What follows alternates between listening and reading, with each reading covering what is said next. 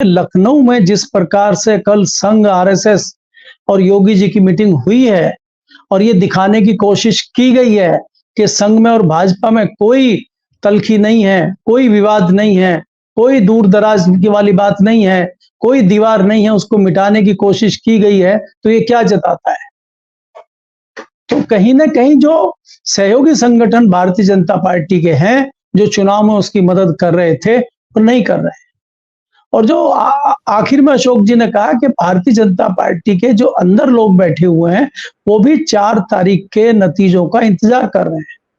अगर उनको ये लग गया कि मोदी जी को रोका जा सकता है, तो आवाजें उठनी शुरू हो जाएंगी और बिल्ली के गले में घंटी कोई किसी एक को बांध दिया, हो सकता है योगी जी बांध दें।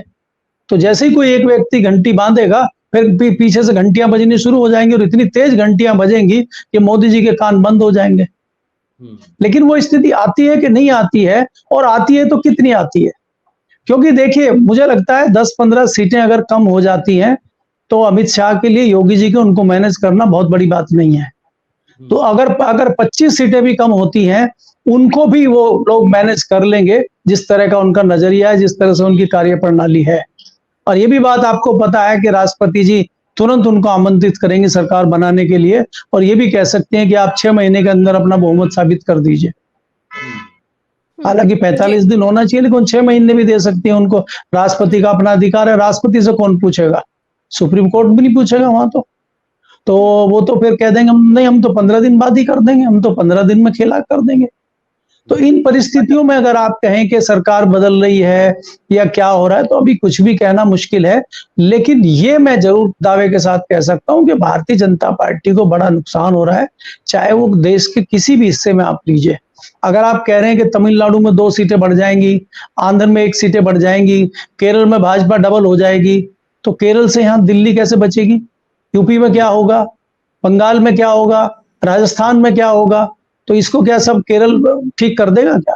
नहीं सर, बहुत लोग कर्नाटक जो लोग चर्चा कर रहे हैं कि 2 परिस्थितियां हो सकती हैं। एक ये कि मोदी जी, एक ये कि बीजेपी को बहुमत मिलेगा, दूसरा ये कि बीजेपी को बहुमत नहीं मिलेगा।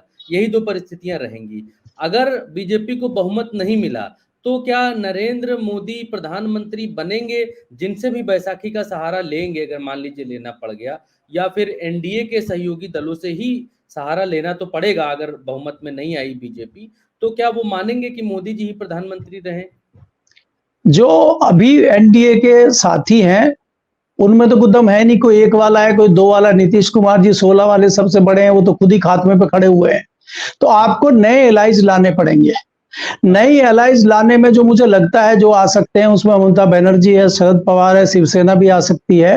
तो इन लोगों को लेने के लिए आपको एक साफ सुथरा चेहरा भारतीय जनता पार्टी को सामने लाना पड़ेगा, जिसपे एलाइज आपके सामने आए। और उसमें सबसे बढ़िया चेहरा हम लोगों को लगता है वो गडकरी जी का चेहरा हो सकता है, क्योंकि मराठी अगर मानुस पीएम बनेगा, तो उसमें जितने महाराष्ट्र के लोग हैं, चाहे वो किसी भी दल के हों, वो सब समर्थन करेंगे, बिना शर्त समर्थन कर देंगे।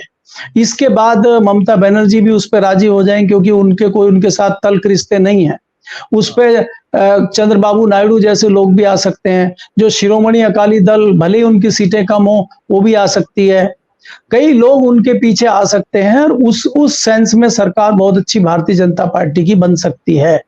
लेकिन जब ये सरकार बन रही होगी, तो मोदी जी, अमित शाह भी तो कुछ कर रहे होंगे, वो हाथ पे हाथ धर के तो बैठे नहीं होंगे। तो वो भी हमें दिमाग में रखना होगा। इसके अलावा अगर सीटें हम सोच रहे हो कि बहुत ज्यादा कम हो जाएं, 250 से भी नीचे सीटें कम आ जाएं, तो उन परिस्थितियों में कांग्रेस सरकार बना सकती है क्या? मुझे नहीं लगता कांग्रेस अगर 150 से कम आती है, वो सरकार बनाने में हाथ डालेगी, क्योंकि उसको पता है कि ये सरकार भी लंबी नहीं चलेगी। इसलिए वो बाहर से समर्थन करेगी। अगर उनका कोई सहयोगी दल कहता है कि हम बनाते हैं, चाहे वो ममता बनर्जी हो, चाहे वो अखिलेश हो, चाहे वो शरद पवार हो, चाहे दूसरे लोग हों, तो वो एक ऐसी परिस्थिति भी बन सकती है। क्योंकि यहाँ पे शैलेश जी भी जानते हैं और अशोक जी भी जानते हैं, कई सरकारें ऐसे पहले बनी है। वाजपेयी जी की सरकार पहली 13 दिन चली, फिर अगली 11 महीने चली। तो इस तरह सरकारें चली हैं और वो अपने मुकाम तक नहीं पहुंच पाई। तो उन परिस्थितियों में कांग्रेस नहीं चाहेगी सरकार बनाना। कांग्रेस फिर 29 का वेट करेगी, या कहेगी 2 साल बाद इनको बाद में देखते हैं। लेकिन भारतीय जनता पार्टी की सरकार 5 साल तक चल सकती है अगर ये इस तरह की परिस्थितियां आती हैं तो। जी, जी। प्रज्ञा जी, अशोक सर से मेरा सवाल है, फिर आप शैलेश सर एक से एक लीजिएगा एक सवाल। एक एक मिनट हाँ। जो अभी मलिक जी कह रहे थे कि अमित शाह और मोदी जी भी तो कुछ करेंगे, वो तो खाली नहीं बैठेंगे। मुझे बताइए 2014 से लेकर 2024 तक अमित शाह और मोदी जी ने कौन सी पॉलिटिकल मूव चली, सिवाय ईडी, सीबीआई और इनकम टैक्स के भरोसे ही राजनीति की। सारे सरकारें 14 सरकारें तोड़ी है अभी तक, 13 सरकारें जो स्टेबल सरकारें थी उनको तोड़ के अपनी सरकारें बनाई। तो जब इनको पता होगा एजेंसियों को कि ये सत्ता में नहीं आ रहे हैं, तो एजेंसी तो सबसे ज्यादा गिरगिट से भी ज्यादा रंग बदलती है। तो ऐसे में नहीं, इनके पास कोई पॉलिटिकल मैन्योरिंग नहीं है। इनके पास कौन एक ऐसा दोस्त है, बताइए। अमित शाह और नरेंद्र मोदी किसको अपना एक अच्छा दोस्त मानते हैं? कौन सा राजनीतिक दल इनको अच्छा दोस्त मानता है? इन दोनों को कोई नहीं मानता। नहीं, सब गनपॉइंट पे। भाजपा में दोस्त नहीं है इनके तो। भाजपा में इनके तो दोस्त है तो भाजपा बाहर में से कैसे होंगे? तो हाँ। यदि भाजपा के अंदर से ही आवाज आई और वहां पे यदि ये हुआ कि ये दो नहीं चाहिए, तो फिर गुजरात के 26 सिर्फ इनके साथ होंगे। वो भी 26 होंगे कि नहीं होंगे, क्योंकि गुजरात में भयानक लोग नाराज हैं इनसे, इनके दादागिरी से। तो गुजरात के लोग भी सोचेंगे कि अभी इनके मुक्ति का समय आ गया है, तो वो भी सबसे पहले अपना बाल मुड़वाने के लिए तैयार हो जाएंगे कि भाई साहब हम भी अग्नि देने में आगे रहेंगे। तो कुल मिलाकर सिनेरियो यही है कि कितने सीटें कम होती हैं, और एक मोटे मोटे तौर पे यदि भी देखा जाए तो 50 से 60 सीटें कम होते हुए दिखाई देती है, जो बल्क में दिखाई देती है। यदि 50-60 सीट का गड्ढा पड़ा तो फिर बहुत मुश्किल होगी। तो 4 तारीख के नतीजे एक, लेकिन मैं एक भी बोलता हूं कि आपने जो कहा कि चुनाव आयोग क्या करेगा, चुनाव आयोग क्या करेगा, सर्टिफिकेट किसको मिलेगा? पता पड़ा 10 लोग हारने के बाद भी सर्टिफिकेट लेके घूम रहे हैं। आप सर्वोच्च न्यायालय में जाइए, लड़िए 5-5 साल तक केस, लेकिन तब तक वो पार्लियामेंट में बैठे रहेंगे। तो कई टाइप की सिनेरियो है, क्योंकि एक बार बार क्योंकि खरगे साहब से बात हुई थी उस दिन, तो खरगे साहब भी कह रहे थे चाहे कुछ भी हो इतने जल्दी ये सत्ता छोड़ने वाले नहीं है। बोले ये ट्रंप जैसा कुछ करेंगे, जैसा कैपिटल हिल में ट्रंप हारने के बाद भी उतर नहीं रहा था नीचे, तो वैसा ही बोले ये कुछ करेंगे। तो 4 तारीख के बाद आप ये मत समझो कि इनका मेजोरिटी नहीं आई तो एकदम ये सत्ता छोड़ देंगे।